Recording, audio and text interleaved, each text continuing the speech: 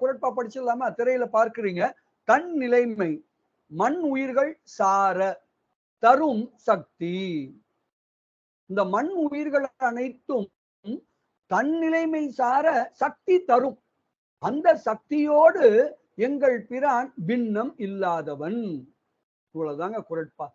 மண் உயிர்கள் தன் நிலைமை சார சக்தி தரும். அந்த சக்தியோடு எங்கள் பிரான் பின்னம் இல்லாதானவனாய் நிற்கிறான். அவ்வளவுதாங்க குறள். இப்போ ரொம்ப எளிமையா இருக்கு. இதுல ஒன்னும் பொருள் தெரியாம இருக்கிறதுக்கு ஒண்ணும் இல்லை. இந்த மண்ணுன்ற சொல் வேணா உங்களுக்கு புரியாம இருக்கலாம். மண் என்றால் நிலை பெற்ற மண் உலகம். மண் உலகம்னா 3 சுழி இல்ல, மண்ணுன்னா 2 சுழின்னு. அப்படின்னா என்னன்னா நிலை பெற்ற. இப்போ மண் உயிர்கள்னா நிலை பெற்ற உயிர்கள், எல்லா உயிர்கள். இப்போ தன் நிலைமை சார இந்த எல்லா உயிர்களும் தன் நிலைமை கடவுளது நிலைமையை பெறுவதற்கு சார அப்படின்னா தன் நிலைமை சார அந்த நிலையை பெறுவதற்கு அந்த நிலைமையை அடைவதற்கு சக்தி தரும். இதை யார் தரா? சக்தி தருகிறாள்.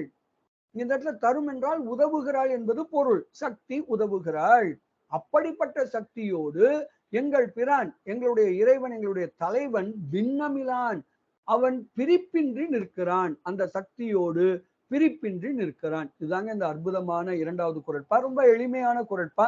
இப்போ திரையிலேயே நீங்க அதுக்கான அந்த ஒவ்வொரு சொல்லுக்கான பொருளை நீங்கள் பார்க்கிறீர்கள். எங்கள் பிரான், எம் இறைவன், தன் நிலைமை, பிறப்பு இறப்பு. தன் நிலைமைனா இறைவனது நிலை. இறைவனது நிலை என்ன?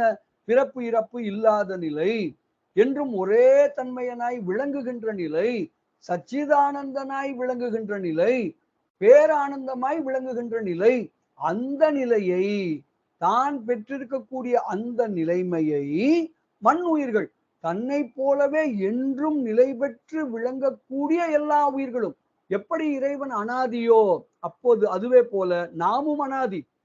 இறைவனுக்கு பிறப்பில்லை இறப்பில்லைன்னா என்ன சொல்றோம்னா, அவனுக்குன்னு அவனை யாரும் படைக்கல.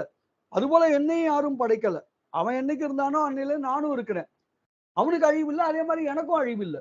ஆனா அவன் நிலை வேற, என் நிலை வேற. அப்போ அவன் என்ன நினைக்கிறான்? கடவுள் ஆகா இந்த உயிர்களும் என்னை போன்ற உயிர்களாத்தானே இருக்கு. அப்ப இந்த உயிர்களும் என்னை போலத்தானே இருக்கணும்.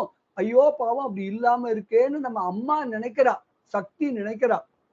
அதனால தான் நம்ம எல்லாரையுமே கடவுள் நிலையை அடைய வைக்கணும்னு நம்ம அம்மா நமக்கு உதவுகிறாள், சக்தி நமக்கு உதவுகிறாள்.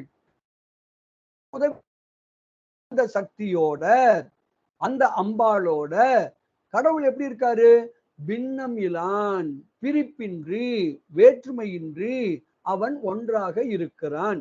இதுதாங்க இந்த 2வது குறட்பாவினுடைய பொருள். மிக அற்புதமான குறட்பா. எல்லா குறட்பாக்களுமே மிக மிக அற்புதமான குறட்பா தான். ஏன்னா இது உள்ளுக்குள்ள ஒண்ணுக்குள்ளேயும் அவ்வளவு பொருள் செறிந்து இருக்கிறது. நம்ம இப்போ கொஞ்சம் கொஞ்சமா நம்ம பார்க்க ஆரம்பிக்கலாம். முதல்ல தன் நிலைமை. தன் நிலைமை அப்படின்னா என்ன? கடவுளுடைய நிலை என்ன? கடவுள் எப்படி இருக்கிறான்? சத்து சித்து ஆனந்தம். நல்லா புரிஞ்சுக்கணும். சச்சிதானந்தம் என்றால் சத்து சித்து